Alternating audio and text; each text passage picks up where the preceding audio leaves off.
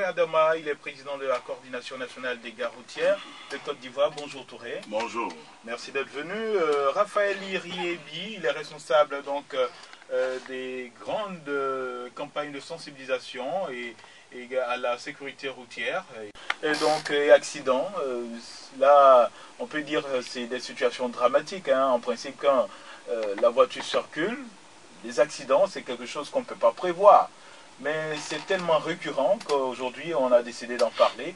Est-ce que vous en êtes conscient, vous, au niveau de la coordination des gares routières, que c'est un phénomène ou un problème qu'il faut résoudre? C'est un problème auquel il faut remédier pour que ce soit réduit au strict minimum. Parce qu'il est impossible de ne pas avoir d'accident. Mais être conscient, le mot n'est pas assez fort. Nous sommes victimes aussi des accidents de la route. Oui, bien sûr. Parce qu'on ne peut pas comprendre quelqu'un qui vit dans une société a forcément des parents et des enfants et de la famille qui se déplacent.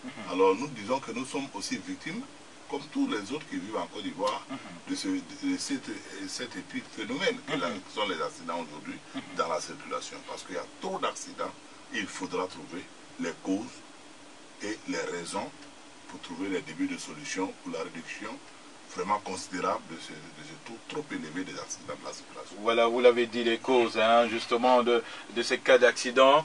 C'est une structure de l'État, l'Office de la sécurité routière, qui, tous les jours, interpelle donc les conducteurs.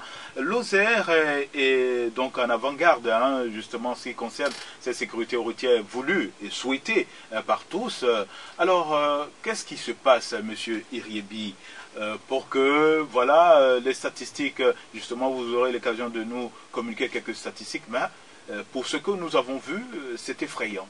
Quand vous dites qu'est-ce qui se passe, ce que nous pouvons dire déjà, le président des auto-écoles, comme il a si bien dit, dans un premier temps, il faut toujours un début. Et l'État étant conscient de ce phénomène, l'État n'est pas resté assis comme on le dit. Et donc l'État a entrepris des activités. Et c'est pourquoi il le dit à juste titre, en ce qui concerne le plan, effectivement, le ministère est en train de travailler là-dessus. Et très bientôt, ce serait chose faite.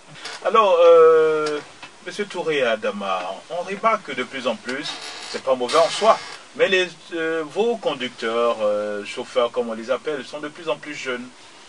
C'est une volonté ou bien c'est par circonstance que ces jeunes-là s'intéressent très tôt donc à cette conduite? Je suis heureux de constater cela. Ce n'est pas seulement dans le transport routier qu'il y a des jeunes. Même à la tête de certains pays, maintenant, il y a beaucoup de jeunes. Donc c'est un mouvement voulu, hein, par vous. C'est la réalité de la vie. Il faut bien que la relève soit assurée. Et notre secteur d'activité absorbe beaucoup de la main-d'œuvre. Et aujourd'hui, malheureusement, le transport a toujours été ainsi. C'est lorsque les gens ont échoué très souvent à l'école, certains se retrouvent dans nos milieux. Il y en a aussi. Vous savez, le transport en Côte d'Ivoire, la communauté la plus représentée dans le transport, c'est la communauté musulmane. Et la plupart de nos jeunes frères qui font l'école coranique, comme on le dit, ils n'ont pas de débouché. Alors quand ils finissent, ils se retrouvent avec un permis de conduire, ils sont obligés alors de devenir des conducteurs. Donc voyez-vous, c'est pour ça à la coordination des gares routières, depuis 2011, nous nous évertuons à mettre des centres d'alphabétisation dans certains endroits stratégiques où il y a le plus grand nombre de conducteurs qui se rassemblent. Parce que on ne peut pas comprendre qu'on peut enseigner le code de Rousseau à quelqu'un qui ne sait ni lire ni écrire et lui donner un document appelé permis de conduire à un analphabète et après en vouloir à cet analphabète-là de ne pas respecter le code de la route. Voilà où ça ne marche pas. Les permis à point, vous aviez réagi à l'époque avec beaucoup de méfiance par rapport à cette réforme. Mais parce que l'État en Côte d'Ivoire met toujours la charrue avant les bœufs. Il faut dire les choses comme elles se présentent. Comment vous pouvez comprendre? Quand on veut se comparer aux pays comme la France, c'est vraiment méchant de la part de nos dirigeants. En France, on ne peut pas avoir le permis quand on ne sait pas lire et écrire. C'est pas comme ça. Mais comme ça. Mais ici, l'État ne fait pas de l'alphabétisation une priorité. L'État ne met pas les gens devant leurs responsabilités. Le permis, c'est un diplôme qui est encore plus dangereux que le bac pour moi. Parce que ça peut tuer des milliers de personnes. Vous dites que nous donnons des véhicules souvent à des analphabètes. Mais oui, nous, on a des analphabètes responsables, sensés, qui acceptent de faire l'alphabétisation et qui comprennent le langage que nous échangeons entre nous. Mais ce n'est pas le langage là que les moniteurs échangent. M. Coco Guillaume ne peut pas venir non, faire on va pas faire le jeu de ping-pong. Non, je ne fais pas de personnalisation. Il est le président, il représente aussi les auto-écoles. Oui, je lui donne un exemple, hein, ce n'est pas pour le criminer. Je dis, M. Coco Guillaume ne peut pas venir parler la langue que moi je parle, le djoula, à un conducteur dans la gare routière pour savoir depuis combien de temps il est dans ce métier. Ça sera difficile pour lui.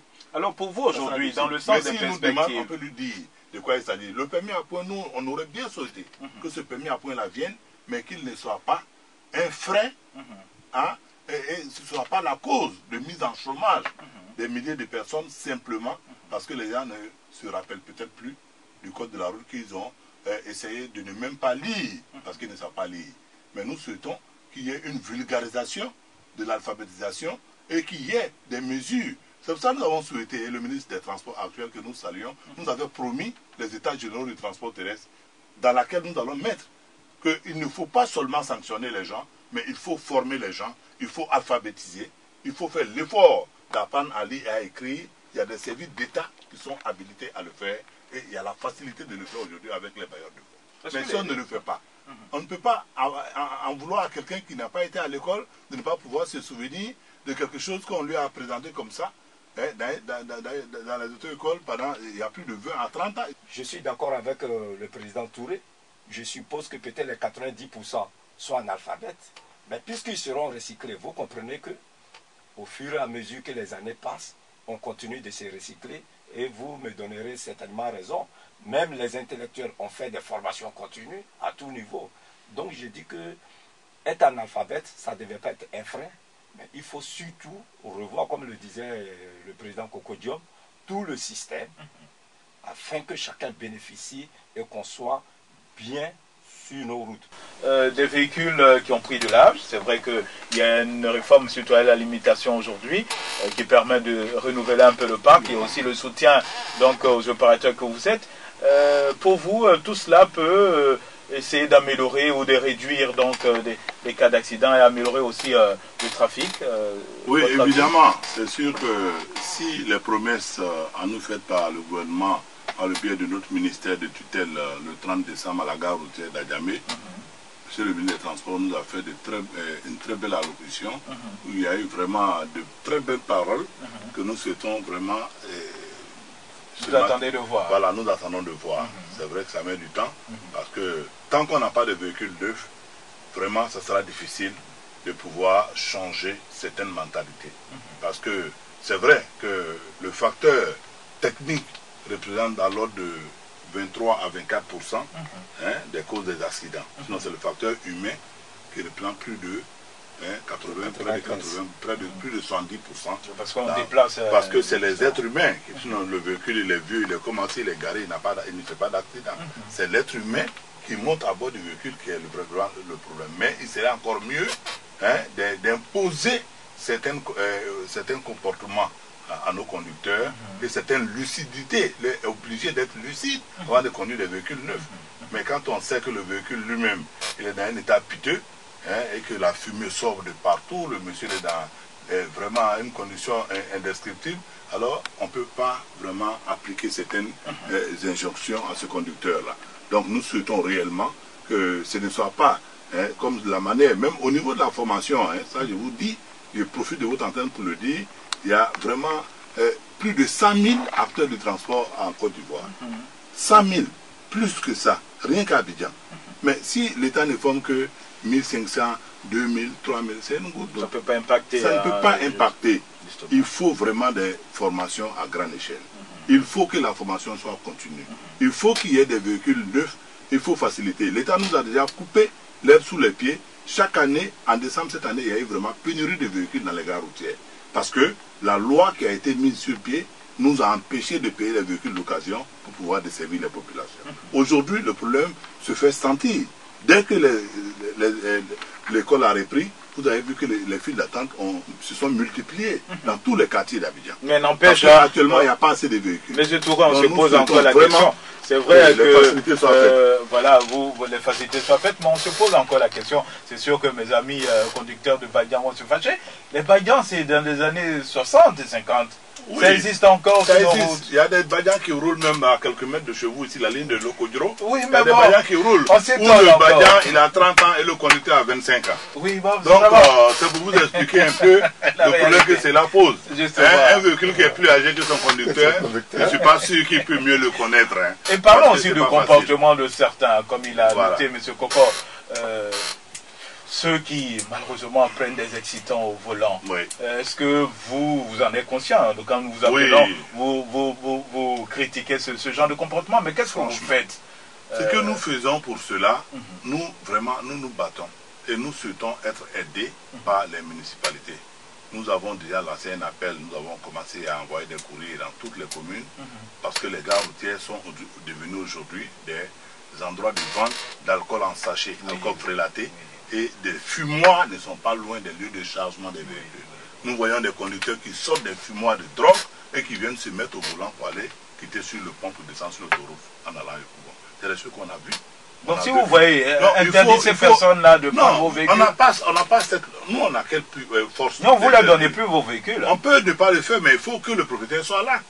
Le transport est une activité tellement individualiste que vous ne pouvez pas vous donner le droit de faire descendre parce que le monsieur va dire, mais ma recette de ce jour-là, tu vas me rembourser. Donc, la force doit rester à la loi. Les forces de l'ordre qui sont dans nos gares routières, qui abattent un travail remarquable, rien que de par leur présence qui dissuade les voleurs, mais doivent aussi essayer de un peu parler avec les responsables que nous sommes pour amener à mettre fin à ce cas de fait. Tout le monde, tout le temps, on le dit qu'il y a des fumoirs dans certaines gares routières. On le dit au maire qu'il y a l'alcool est vendu aux abords des lieux de chargement des véhicules. On doit mettre fin à cela. Il y a eu le cas au niveau des écoles. L'État a pris des décisions pour enlever les maquis autour des écoles. Le moment est arrivé pour que d'autres ministères de tutelle vraiment prennent ça à bras le corps. Nous avons déjà déposé les courriers pour que vraiment on enlève ces ventes d'alcool frélaté aux endroits de chargement des véhicules. Parce que nous savons aussi que vous avez une brigade, les syndicats et tout ça. Est-ce que vous ne pouvez pas les utiliser à cela? Quand on essaie de le faire, vous savez, nous, on n'a pas de brigade proprement dit, on a des chargeurs qui sont là, qui font aligner nos véhicules. Et je salue au passage nos chargeurs qui font un travail remarquable, mais qui est souvent mal interprété. Pourquoi? Parce que, comme M. Coco a refusé, il y a des bébés qui arrivent dans toute activité. Sinon, ils abattent un travail remarquable. Quand vous voyez les fils de véhicules alignés, où le dernier arrivé pas se mettre devant le premier qui est là depuis plus de 2 heures de temps, c'est ça aussi une organisation. Et ils permettent aux gens de respecter. Nous, on n'a pas de receveur. Mais de temps en temps, vous donnez de la voix par rapport aux Nyambro. Voilà, les Nyambro, on n'est pas d'accord avec eux. Les Nyambro, en fait, ne sont pas les syndicats. Les Nyambro, c'est des individus qui se réveillent dans un quartier, qui se mettent en groupuscule et qui mettent leur loi dans ce quartier pour dire à partir de maintenant, tous les véhicules qui passent dans notre quartier doivent nous payer tel franc. C'est ça les Nyambro. Ils s'arrêtent à tous les carrefours. Nous, les syndicats, nous sommes comme ces Nyambro. Mais c'est mal, il y a un amalgame auquel il faut. Nous espérons vraiment que lors des États généraux, on pourra identifier tous les acteurs et mettre chacun dans son caniveau pour que vraiment le travail se fasse avec les règles de l'art. On se dit l'OSEA qu'on a vu au radar et quelque part. Mais au-delà de cela, est-ce que vous faites des tests d'alcool, par exemple quand vous arrêtez un conducteur, parce que les excitants et tout cela, oui, sont des facteurs d'accident, effectivement. Mais est-ce que vous avez l'occasion d'arrêter un chauffeur et essayer de faire des alcotests ou bien de voir le niveau de visibilité et tout ça avant de... Oui, nous avons l'occasion et personnellement j'en ai fait, bien entendu au nom de la structure, c'est-à-dire l'OSER. Mais avant d'intervenir là-dessus, lorsque j'ai écouté mes 2 aînés, les 2 présidents, c'est pourquoi à l'OSER nous disons que, et au ministère, pour parler de sécurité routière, c'est une approche systémique et participative. Comme vous l'avez constaté, que ce soit les auto-écoles, que ce soit les transporteurs, que ce soit les syndicats, que ce soit l'OSER, je veux dire, tout le monde, la sécurité routière, ça concerne tout cet ensemble, les forces de l'ordre, etc., etc. Donc c'est tout le monde qui doit y participer. Et donc pour revenir à votre question, voilà la préoccupation, effectivement, nous menons des contrôles d'alcotest. Pendant les dernières fêtes de fin d'année, les statistiques sont là-dessus. Lorsqu'on va à des postes de contrôle, que ce soit les anciens corridors, nous avons même travaillé au niveau de... On a répertorié 10 stations d'essence avec lesquelles nous avons travaillé pendant 6 jours pour sensibiliser les automobilistes. Mais effectivement, on a testé des conducteurs, donc en position de conduite à bord de leur véhicule, et malheureusement, qui étaient positifs. C'est-à-dire, lorsqu'on fait le contrôle, on se rend compte qu'effectivement, il conduit sous l'effet de l'alcool. Et donc, dans l'immédiat, nous appelons le propriétaire, je ne vais pas oser ici dire le nom des compagnies, etc. Du véhicule. Voilà, du véhicule. Ou de la on les compagnie. appelle, mais le chauffeur, il n'est pas habilité à conduire. C'est-à-dire, on le laisse avec nous et on fait venir un autre chauffeur et c'est ce dernier qui va conduire les passagers à leur destination. Donc, pour vous dire qu'effectivement, on mène ce contrôle. Justement pour vous aujourd'hui, comment essayer de réduire cela? C'est vrai, la responsabilité de tout conducteur est engagée, professionnel comme non professionnel. Mais aujourd'hui, la réalité, elle est triste. C'est plus les professionnels qui sont soit victimes ou à la base d'accidents. Comment on peut réduire cela? Ben, merci beaucoup. Moi, je pense qu'il est tout à fait normal que nous abordons tous dans le même sens, souhaiter les états généraux des transports terrestres et de la circulation pour permettre réellement que toutes ces sensibilités différentes, parce qu'il faut reconnaître que depuis un certain temps, effectivement, en Côte d'Ivoire, nous qui animons les gares routières, il y a beaucoup de choses qui se déroulent sous nos tutelles au ministère des Transports, dans lesquelles nous ne sommes jamais associés. Ça, il faut dire les choses telles qu'elles sont. Au ministère des Transports, il ne collabore qu'à pratiquement avec les gens du Haut Conseil. Il faut dire les choses comme elles se présentent. L'OSER, c'est pareil. Hein? La CGI, c'est pareil. Toutes les structures sous tutelle, c'est comme ça. Parce qu'on trouve que nous disons des choses qui ne leur plaisent pas. Mais si on ne touche pas le mal du doigt, comment on peut régler le problème? Moi, ça ne m'embête pas. Mais s'ils prennent en compte ce que nous disons, qu'ils ne nous associent pas. Moi, je ne fais pas un appel à aucune structure de nous associer à quoi que ce soit. Mais nous disons qu'on ne peut pas fermer le soleil avec la main parce que la réalité, ça se passe dans les gares. Qui dit transporteur, il vient dans une gare routière. Qui dit conducteur, il prend son départ dans une gare routière. Si dans ces lieux-là, on ne sait pas comment est-ce que la vie est organisée, c'est peine perdue de faire toutes ces sensibilisations-là par les voies des médias parce qu'il n'y a pas des écrans géants dans les gares routières où tout le monde regarde la télé. Il n'y a pas des radios que tout le monde écoute. Mais les conducteurs ont leur manière de vivre que les gens ne savent pas. Quand le décideur public ne sait pas comment ces mandants vivent, mais tu vas faire quelle réforme? Tu ne peux pas faire de réformes qui prennent. Donc, il faut parce que quand on parle de l'État, dans les gares routières, tout le monde dit « Ah, l'État vient prendre notre argent ». C'est tout ce que les transporteurs et les conducteurs savent de l'État de Côte d'Ivoire. Les conducteurs, quand on va leur parler d'une réforme quelconque tout de suite là, on va dire non, non, ça veut venir prendre encore notre argent. Pourquoi? Parce que c'est comme ça la collaboration a toujours fonctionné. Et il faut changer la manière de faire. Il faut donner de l'importance à celui à qui on veut inculquer un bon comportement. Alors nous disons que s'il y a les états généraux, en prélude à ces états généraux, que l'on nous permette et nous donne les moyens, de par les tests, ne demande pas les moyens financiers, de par certains tests qu'ils veulent mettre en application, en mettant à nos dispositions, pour que nous informions quand même certaines personnes qui donnent leur avis avant que nous n'allons aux états généraux des transports. Cela permettrait réellement de régler beaucoup de problèmes. Ça va régler le problème du fait que les enfants viennent dans les gares routières, dorment là et vivent là. Vous ne pouvez pas vous imaginer combien de milliers de personnes dorment dans les gares routières, n'ont pas de domicile, et c'est comme ça ils vivent. Et vous croyez que quand ce monsieur-là s'est levé le matin sans laver son visage, il a pris son véhicule, il a pris un accident, il a commencé à rouler, vous croyez qu'il est poli? Il n'est pas poli, parce qu'il en veut à la société tout entière. Alors on peut remédier à cela simplement en essayant de leur dire non. Il suffit que vous nous organisez. Alors nous sommes disposés à le faire, mais pour le faire, il faut que les gens écoutent et essayent de parler avec ceux qui disent les problèmes qu'ils ne veulent pas entendre. La contradiction, c'est simplement pour réparer les impairs. Pour réparer les impairs, en tout cas, merci à vous, Touré Adama. Monsieur Iriebi, c'est vrai, vous ne représentez pas le ministère du Transport dans sa globalité. Vous êtes une structure de l'État, vous êtes donc responsable des grandes campagnes. Justement, pour vous, aujourd'hui, comment réduire les accidents? Alors, effectivement, depuis le début de cette émission, d'ailleurs, c'est l'objet, c'est comment réduire, que faire pour que ces accidents soient revus à la baisse. Et comme je vous le disais tantôt, il faut retenir qu'en moyenne, par an, nous enregistrons 10 000 accidents, 900 tués 17 000 blessés. Ça, c'est la moyenne. Et quand on dit la moyenne, on prend sur 5 ans. Pour qu'on comprenne mieux, on doit savoir que, par exemple, à chaque heure, lorsqu'on regarde les statistiques, à chaque heure, nous enregistrons un accident. Et 2 tués par jour. C'est ce que ça veut dire. Et donc, c'est beaucoup, c'est trop. Et ça a des effets au niveau même de l'État. Je vais parler de l'aspect économique, parce que ces accidentés, ces blessés, etc., c'est des frais que l'État engage.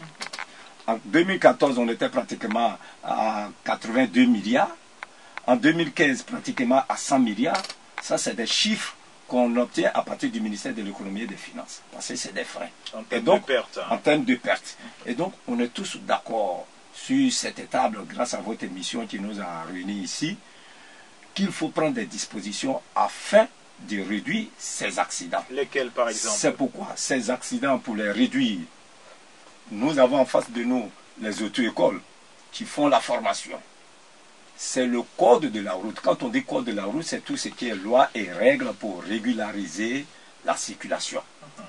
Lorsque l'apprenant connaît son sujet, lorsqu'il est bien formé, ça résout déjà les problèmes. Et donc, c'est une question de respect du code de la route. Or, pour le respecter, il faut aller à l'auto-école.